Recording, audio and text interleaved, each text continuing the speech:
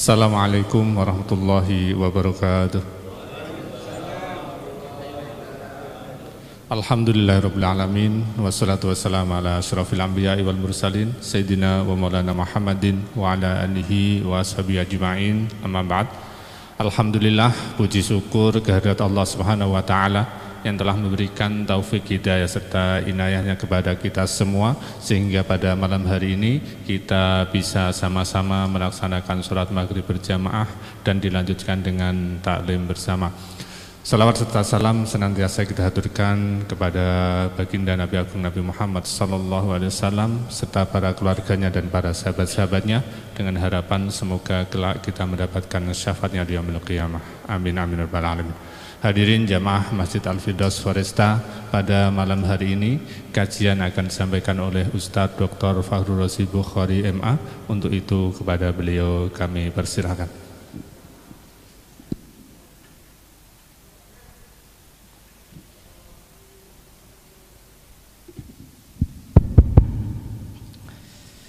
Bismillahirrahmanirrahim. Assalamualaikum warahmatullahi wabarakatuh. Bismillah, alhamdulillah, wassalatu wassalamu ala rasulillah, wa la hawla wa la quwwata illa billah. Allahumma rabbi syrah li sadri wa yassir li amri wahlul uqdatan min lisani yafqahu qawli, amma ba'd. Hadratil kiram, para pengurus DKM, Bapak Ibu jamaah hadirin hadirat yang berbahagia, alhamdulillah wa syukurillah, di kesempatan malam hari ini kembali kita ditakdirkan oleh Allah untuk bisa melaksanakan sholat maghrib secara berjamaah yang dirangkai dengan taklim. Mudah-mudahan segala kegiatan kita senantiasa diterima dan diridhoi oleh Allah Subhanahu wa ta'ala. Amin amin ya Allah ya rabbal alamin. Ma'asyiral muslimin jamaah rahimakumullah, seperti yang kita tahu bahwa Allah Subhanahu wa ta'ala di dalam Al-Quran surat Al-Mu'minun sudah menyebutkan beberapa kriteria orang yang disebut sebagai orang-orang yang beruntung, ya. Nah, satu di antaranya dalam surat Al-Mu'minun ayat 8 disebutkan, A'udzubillahi minasyaitonirrajim, walladzina hum li amanatihim wa ahdihim raun. Dan orang-orang yang termasuk yang beruntung adalah orang-orang yang terhadap amanat dan janjinya mereka senantiasa menjaganya. Ya, ini kita bicara ini bukan karena rame di pinggir jalan, di pohon-pohon, betul nggak? Banyak ya. Ada yang nempel, ada yang berdiri, ada yang macam-macam gitu ya. Kita tidak menganggap negatif hal itu.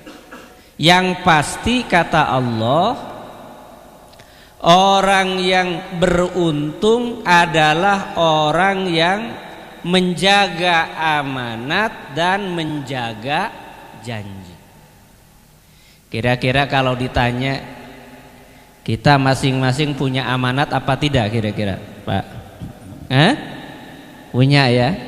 Ada yang jadi komandan, betul? Ada yang jadi apa bawahnya itu berarti? Ketua kelompok, gitu ya? Nah, itu kalau di level kerja. Kalau di level pemerintahan ada RT, RW, lurah, apa setelah itu, camat, wali kota, ya, bupati, gubernur, presiden, ya. Itu setiap orang pasti punya amanat. Nah, orang yang dikatakan oleh Allah orang yang beruntung adalah orang yang mampu menjaga amanat, orang yang bisa memelihara amanat, orang yang bisa menepati janji, dan orang yang betul-betul menjalankan amanat sesuai dengan tupoksinya, tugas pokok dan fungsi. Ya. Kalau begitu kira-kira kita sebagai manusia ada tupoksinya enggak? Ada ya. Lepas dari komandan, lepas dari jabatan, lepas dari apa, setiap dari kita sepanjang diberikan nafas oleh Allah Subhanahu wa taala hidup di alam dunia, maka tanpa terkecuali itu mendapatkan amanat dari Allah. Makanya kan kadang-kadang banyak dari kita, termasuk mungkin diri kita masing-masing, itu beranggapan amanat itu hanya berupa jabatan, ya. Padahal istri amanat bukan? Amanat. Berat nggak tanggung jawabnya? Berat. Pengen nambah nggak? Nah, ini paradok ini. Tahu berat pengen. Nah, berarti nggak beneran nganggap beratnya itu. Satu istri berat, apalagi 2, 3 dan lain sebagainya. Ya. Karena itu sebagai contoh, ya, kita perlu mengacu kepada perilaku yang ditunjukkan oleh Sayyidina Umar bin Khattab radhiyallahu an. Sayyidina Umar bin Khattab radhiyallahu an ketika beliau menjabat kerap melakukan belusukan. Cuma beda dengan yang ada di zaman kita sekarang ini. Kalau Sayyidina Umar itu pertama belusukannya di malam hari tanpa bawa wartawan. Nah, gitu kira-kira ya. Kapan? Malam. Kalau kita kapan sekarang? Siang hari bawa wartawan. Nah, itu bedanya dikit, disitulah kira-kira ya. Beliau itu belusukan, kemana belusukannya? Ke rakyatnya, ke kaum muslimin, untuk dipastikan jangan sampai ada kaum muslimin yang kekurangan, yang miskin, yang fakir, yang tidak mendapatkan haknya dari pemerintahan kekhalifahan Sayyidina Umar bin Khattab. Beliau belusukan di malam. Hingga pada suatu malam Sayyidina Umar bin Khattab ketika sedang melewati satu rumah yang kelihatan gak begitu bagus, tiba-tiba beliau mendengar ada tangisan anak kecil. Tidak lama kemudian berhenti tangisan anak kecil itu. Khawatir ada apa-apa, Sayyidina Umar kemudian mengetuk pintu rumah tersebut. Ketika diketuk, keluar seorang ibu-ibu yang sudah paruh baya. Ditanya, "Bu, mohon maaf, tadi saya dengar ada suara anak kecil yang menangis." "Iya." "Siapa itu, Bu?" "Anak saya." "Kenapa nangis?" "Ini gara-gara Umar." "Loh, kenapa, Bu?" "Anak saya 1-2 hari ini tidak bisa makan karena tidak mendapatkan haknya dari Baitul Mal. Ini Umar tidak benar." Wah. Mendengar itu Sayyidina Umar kemudian berkata, "Bu, tunggu dulu ya di sini. Saya coba akan sampaikan ke Baitul Mal." Waktu itu Sayyidina Umar tidak sendirian memang. Dikawal oleh ajudannya tapi dari kejauhan. Ya. Datang ke Baitul Mal. Dari Baitul Mal Sayyidina Umar kemudian minta untuk disiapkan sekarung gandum untuk makan si ibu dan anak-anaknya. Ternyata anak-anaknya tadi itu nangis nungguin yang sedang dimasak oleh ibunya, yang ternyata bukan gandum, kalau kita bukan beras tapi batu. Ya, yang namanya batu sampai kuda gigit besi juga kira-kira mateng nggak? Nggak mateng, kecuali bulan Ramadan. Biji salak bentar lagi ya. Mateng nggak nanti bulan Ramadan biji salak? Mateng, bisa digigit nggak kira-kira? Bisa. Ini karena waktu itu belum ada biji salak itu di sana. Ya. Sayyidina Umar bilang, tolong angkatkan sekarung gandum ke pundak saya. Kata ajudannya, wahai khalifah, biar saya aja yang mikul nih. Mendengar itu Sayyidina Umar berkata, wahai ajudanku, apakah engkau nanti di akhirat bersedia menanggung beban tanggung jawab saya sebagai khalifah di hadapan Allah? Dibilang begitu tidak berani. Akhirnya apa?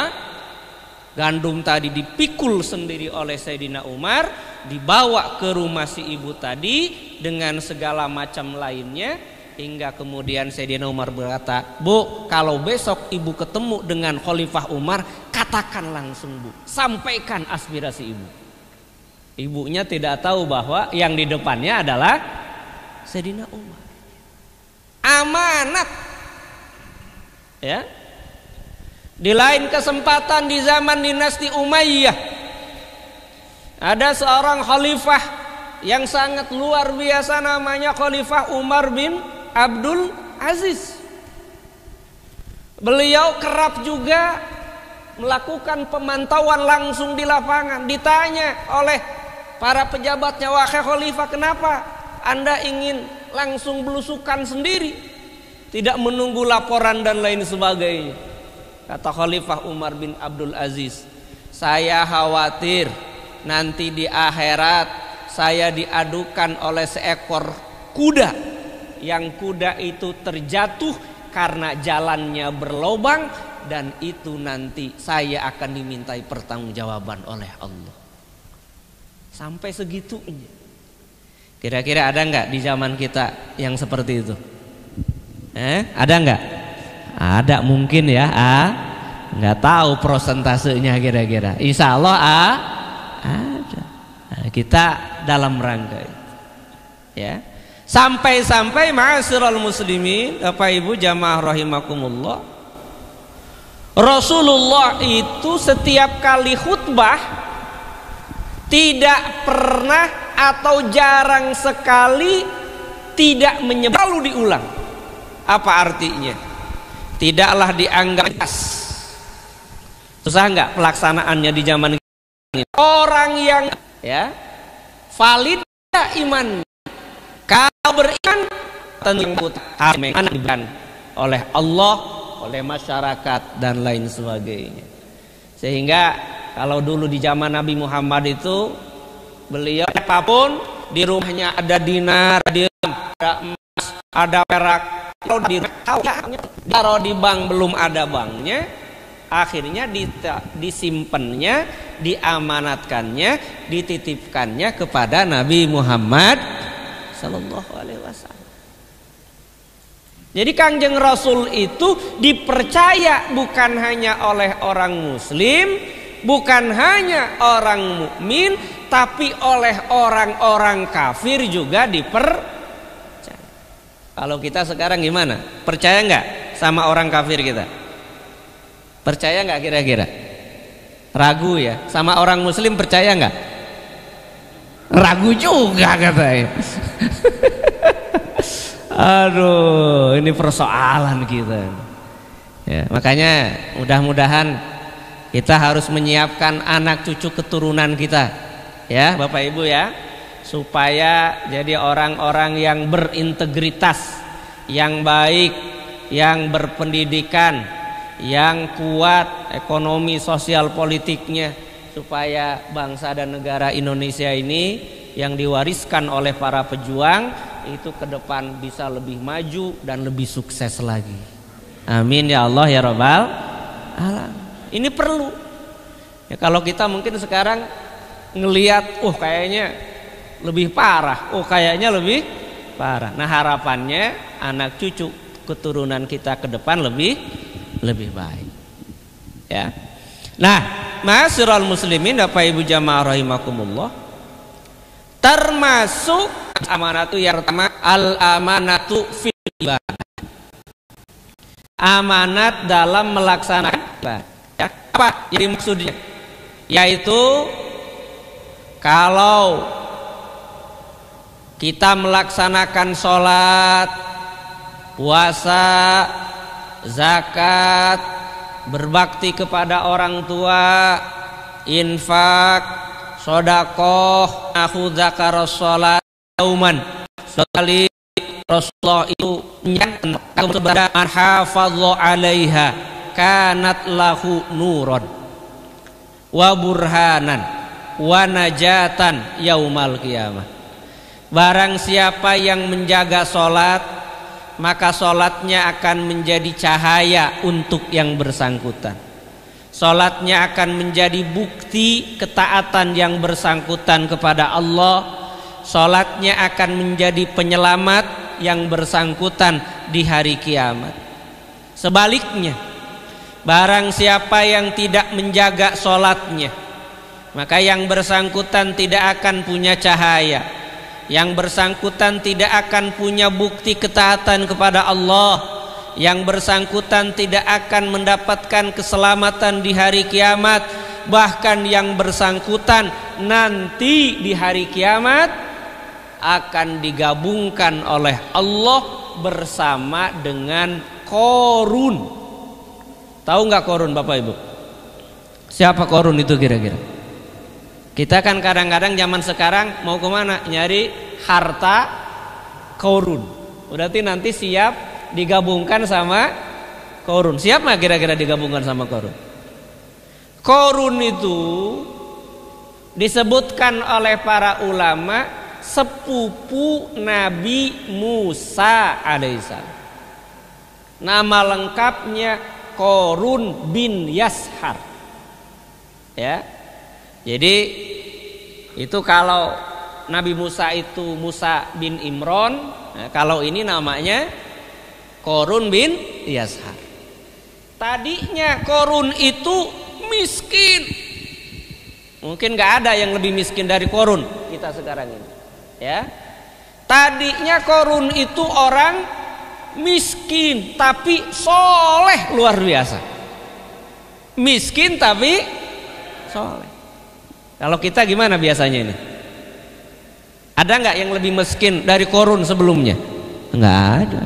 Ada nggak yang lebih soleh dari Korun pada saat itu?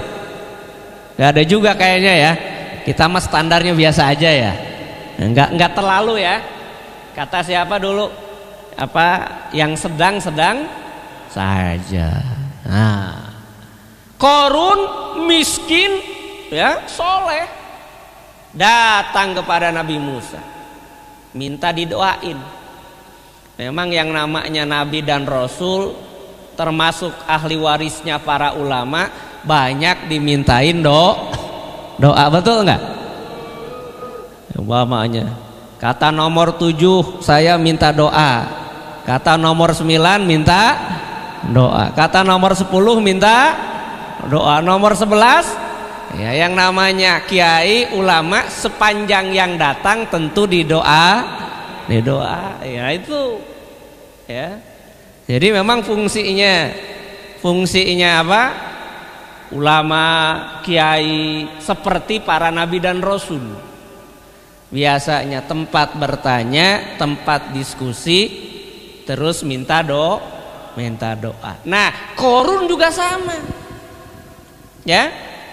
Korun juga sama. Dari tadinya miskin, makan nih. Dari dulu miskin terus. Pengen orang ngerasain bisa hidup ke Ion Mall umpamanya. Gitu ya. Pengen masa kerja terus, holiday. Apa kan ada lagunya ya? Holiday itu ya. Nah, itu perlu juga kata Nabi. Kata Korun, masa saya miskin terus ini? Ya, didoain oleh Nabi Musa. Karena Nabi dan Rasul itu doanya manjur. Ya. Sebab Nabi dan Rasul itu punya sifat sidik, amanah, tabligh, fatona. Doanya manjur. Tapi kalau ahli warisnya para kiai atau ulama kadang manjur, kadang tidak. Nah itu memang begitu udah dari sononya itu. kalau nabi dan rasul memang manjur pasti, ya. Tapi kalau ahli warisnya kadang manjur, kadang enggak. Ada yang manjur, ada yang enggak. Itu biasa itu. Ya. Nah, setelah didoain apa? Ini dalam satu riwayat disebutkan doa yang disampaikan oleh Nabi Musa itu, ya, menjadikan Qarun itu jadi pinter. Ini makanya pentingnya ilmu di sini. Qarun jadi pinter. Setelah pinter dia mendapatkan pencerahan ilmu dari Allah, bisa mengubah besi jadi emas. Oh ini nih, bisa ngubah apa? Besi jadi. Kira-kira mau nggak ilmunya nih Qarun? Aduh bahaya nih. Ilmunya mau ya. Ilmunya Qarun itu bisa ubah besi jadi, sampai apa? Kuncinya dalam satu riwayat disebutkan nggak keangkut sama 60 onta yang gede-gede. Itu kuncinya, bukan hartanya itu. Kuncinya. Kira-kira kalau sekarang mungkin, ya, tapi kayaknya banyakan sekarang ya. Tinggal nulis cek gitu ya. Di mana gitu ya. Oleh puluhan orang. Wah, saking banyaknya. Itu Allah menyebutkan, a'udzubillahi minasyaitonirrajim. Inna Qaruna mim bani Musa alaihissalam. Fabago alaihi. Sesungguhnya Qarun itu merupakan umat Nabi Musa alaihissalam, tapi kemudian dia itu berlaku sombong, kelewatan. Sebutkan kalau Qarun itu keluar dari istananya itu didampingi oleh 300 gadis dayang-dayang. Masya Allah, Masya 300. Buset. Jadi makanya kalau untuk laki-laki itu nggak usah ganteng, ya, nggak usah ganteng. Waduh, nah, sampai dia sombong. Qarun itu kan kalau umat Nabi Musa namanya apa? Bani Israil. Berarti Qarun sombong kepada cuma dulu Bani Israilnya beneran, ya. Bani Israil zaman dahulu, zaman Nabi Musa bener. Yang sekarang itu Zionis. Nah, yang sekarang itu Israel itu Zionis Israel, bukan Bani Israil. Ya, karena dia sombong, Qarun ini sampai kemudian ditenggelamkan oleh Allah Subhanahu wa taala berikut semua harta kekayaan. Makanya istilah kita kan kalau nemukan emas 1 kilo, oh harta Qarun. Ya, ada seorang gadis nemukan emas 70 kilo, oh harta Qarun. Bukan, itu emas dari, kalau 70 kilo dari mana itu emas itu? Dari seberang, dari sana ya, dari wetan gitu. Kan begitu itu, 70 kilo mah dari wetan gitu ya. Nah ini, jadi kita kalau nyari harta Qarun dipikir nyebarnya kemana itu? Enggak kemana-mana, ya di sana, di daerah Timur Tengah itu. Ya, nah ini asirul muslimin. Bapak Ibu jamaah rahimakumullah. Bukan hanya sama Qarun, wa Fir'aun dikumpulkan juga bareng Fir'aun. Barangkali ada yang mau penasaran, saya mau ketemu Fir'aun katanya, ya mau ke Mesir enggak? Cuma ketemu muminya doang. Nah, kalau mau ketemunya langsung bisa di akhirat dikumpulkan sama Fir'aun. Ini hebat ini Fir'aun. Tapi sehebat-hebatnya Fir'aun nggak pernah dijadikan nama surat oleh Allah. Gitu ya.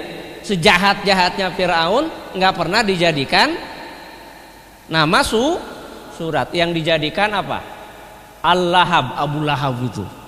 Nah ini, itu yang pertama, ma'asyiral muslimin. Yang kedua, jaga amanat titipan. Ya kayak tadi. Ya. Titipan. Di zaman sekarang kadang-kadang bukan nitip, ya.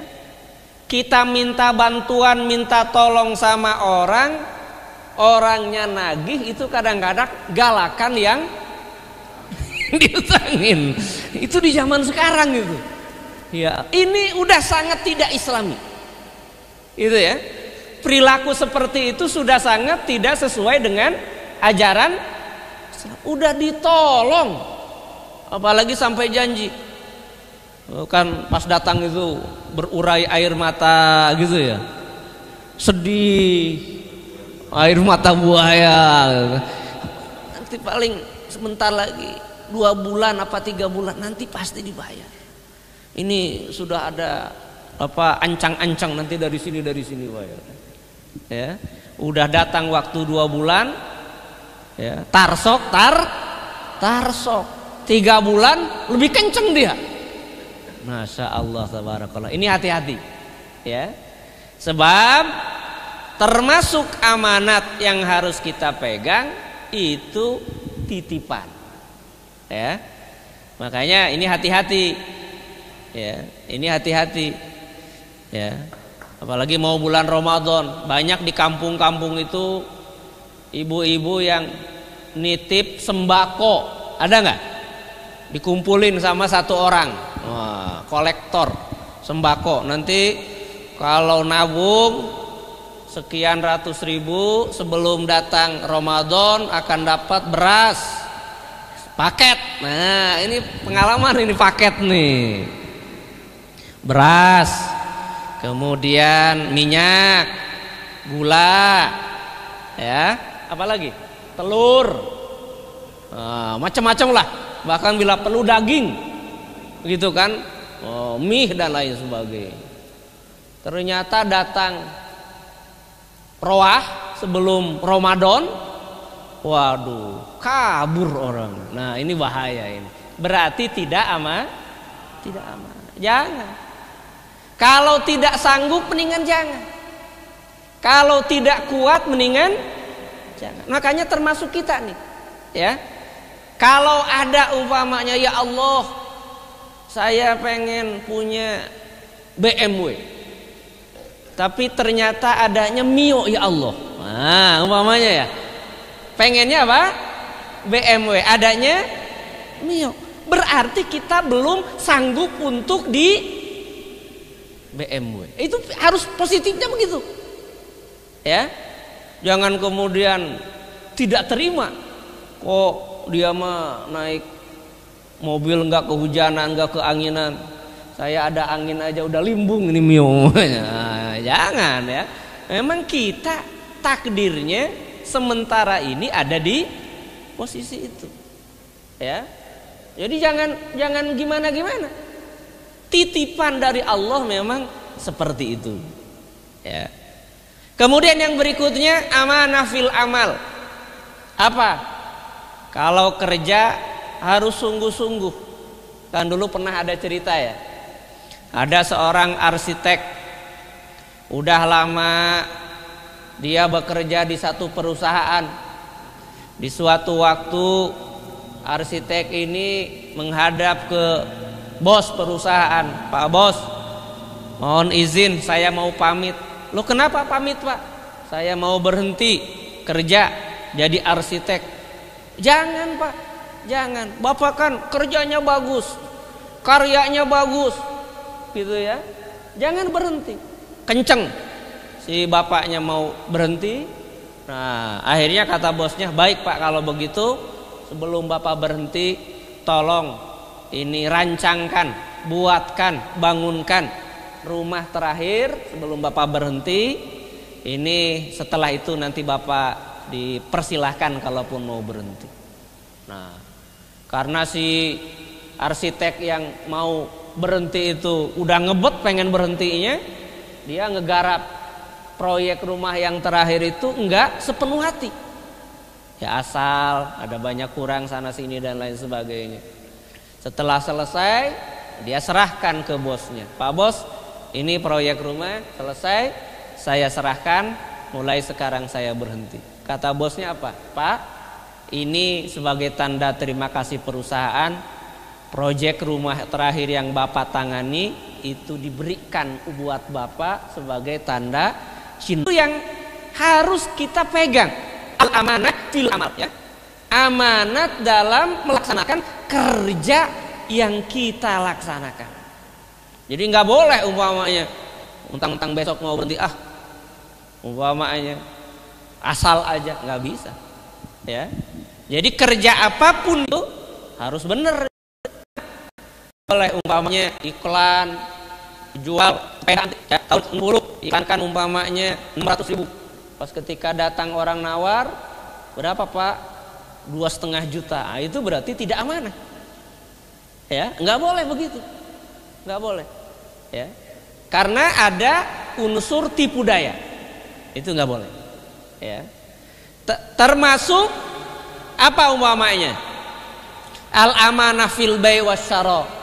Dalam Islam itu ada namanya al-khiyar, memilih.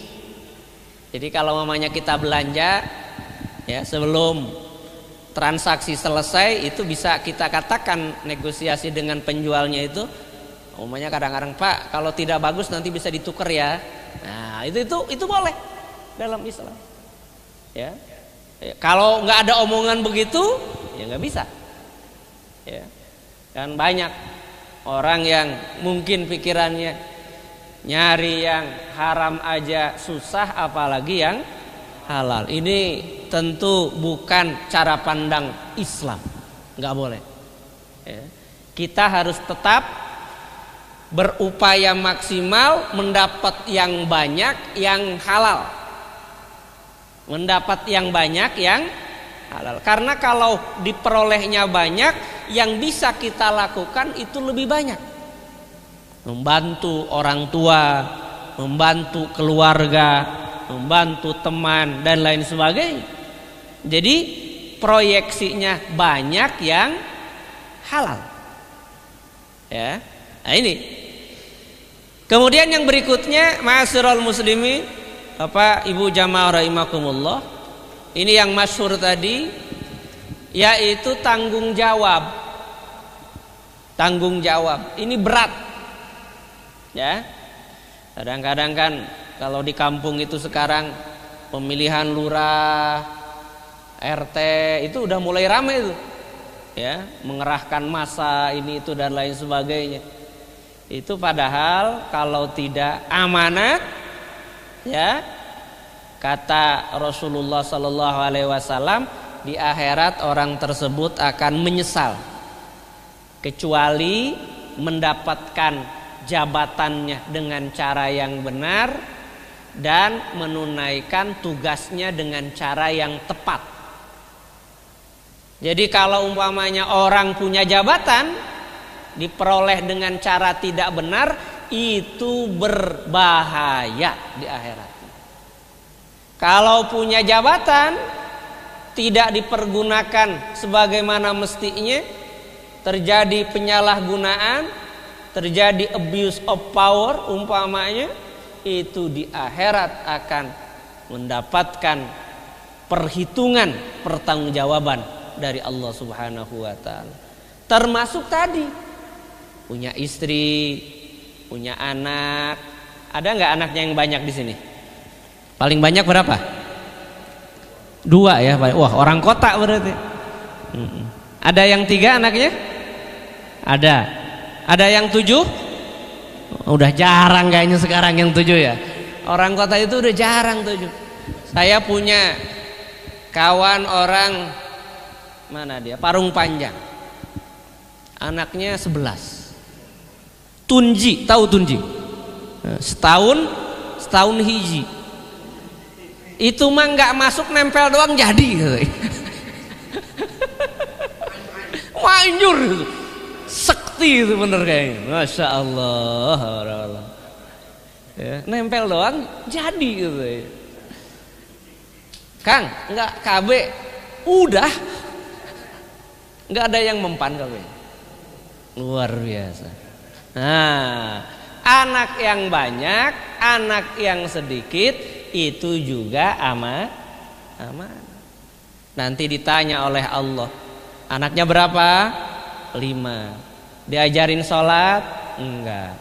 Anaknya berapa? 5. Diajarin puasa? Enggak. Anaknya berapa? 5. Diajarin kenal Allah? Tidak. Aduh. Nanti anaknya kalau divonis oleh Allah masuk neraka, anak-anak itu nanti di akhirat akan ngomong, ya Allah, saya nggak rela masuk neraka, sementara bapak ibu saya masuk surga. Ini masih mending gitu ya. Masih mending nggak diajarin ngaji, nggak diajarin sholat, nggak diajarin apa lagi? Puasa, haji, saya diajarinya cuma nyari duit dan nyari duit terus ya Allah. Saya diajarinya cuma nyari apa? Cuan dan cuan terus ya Allah. Tanpa memperhitungkan halal, haram dan lain sebagainya. Kenapa?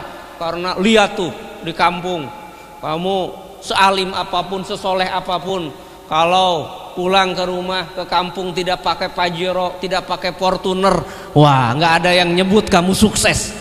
Oh ini bahaya ini, ya. Kalau sampai pikirannya begitu bahaya, nggak mungkin. Anaknya sulung, ya, pertanggungjawaban ya. Itu ro'iyah akan ditanya oleh Allah tentang tanggung jawabnya. Bagaimana kalau yang jomblo? Ada nggak yang jomblo? Ditanya apa yang jomblo? Yang mana yang jomblo coba? Yang jomblo ditanya anak belum? Ya enak ya. Ditanya anak belum? Ditanya istri juga belum. Tenang ya Allah, saya jomblo. Enggak ada. Hati-hati. Yang jomblo juga hati-hati. Ya ada yang belum ya? Nah, memang tugas Ustadz begitu ngedoain. Tenang. Tugas Ustadz memang ngedoain. Ya. Nanti jangan lupa bawa ayam putih. Nah, seperti itu masyarul muslimin.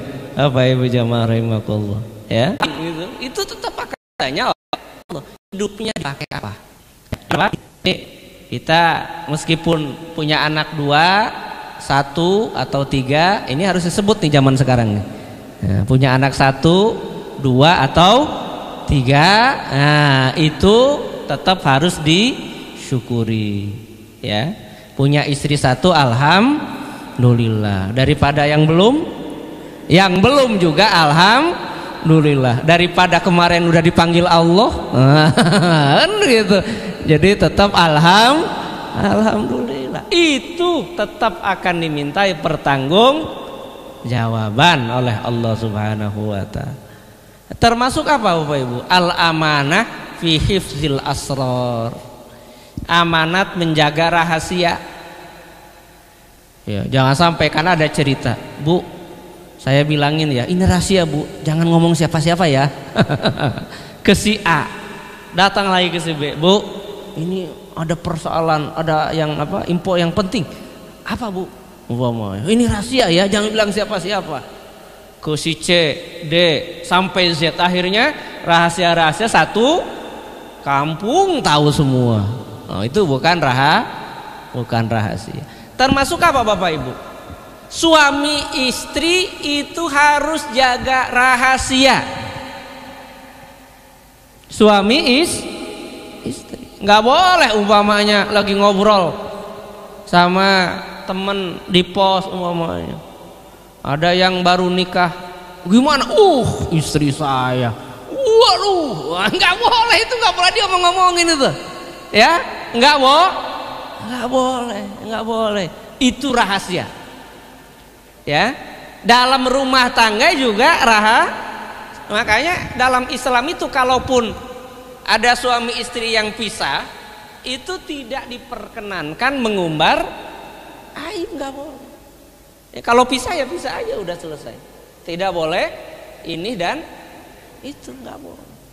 Karena kan coba kira-kira yang lebih tahu kita, diri kita, istri atau orang tua kira-kira? Istri. Ya, istri ya. Istri mah dari gelapnya, dari terangnya, tahu semuanya. Ya, kita juga seperti itu. Kemudian yang berikutnya al-amanah fil kalam. Amanat dalam berucap. Ya. Berucap itu harus baik. Berkata itu harus yang baik, yang positif. Anak sekarang nyebutnya supaya perkataan yang positif akan melahirkan vibes yang positif. Wow, vibes itu. Ya. Jadi perkataan yang baik akan melahirkan suasana yang baik. Nggak boleh suuzon. Ya. Udah kegiliran seminggu nggak piket bareng, kemudian ketemu lagi, udah ganti HP. Berapa cicilannya? Nggak boleh. Kok udah cicilan nganggapnya nyicil? Barangkali dia dapat apa gitu? Nggak boleh itu ya. Ya nggak boleh ya. Kesannya nggak bisa gitu nyicil. Belum tentu. Ya siapa tahu dapat warisan kayak atau apa gitu ya. Nah itu nggak boleh. Jadi apa? Perkataan yang baik. Ya harus saling dukung, saling support, saling tolong menolong dan lain sebagainya. Enggak boleh yang terlahir adalah hal-hal yang negatif, karena hal yang negatif itu akan melahirkan persoalan-persoalan yang negatif. Ini ma'asyiral muslimin, Bapak Ibu jamaah rahimakumullah ya. Kemudian yang terakhir, belum Isya? Belum ya? Berapa menit lagi? Oh 1 menit lagi. Nah, ya yang terakhir kita juga harus menjaga al-amanah fi hifzil jawari, menjaga anggota tubuh. Coba, tubuh kita boleh nggak dirusak? Nggak boleh. Berarti kalau begitu ngisep knalpot motor boleh nggak? Rusak nggak? Ada knalpot tuh. Wow, ini knalpot motor bagus nih, Harley Davidson nih, bau beda apa? Asapnya beda nih. Diisep, boleh nggak tuh kira-kira? Nggak boleh. Nah, kalau itu nggak boleh, yang lain juga. Barokah fid dunya. Assalamualaikum warahmatullahi wabarakatuh. Waalaikumsalam.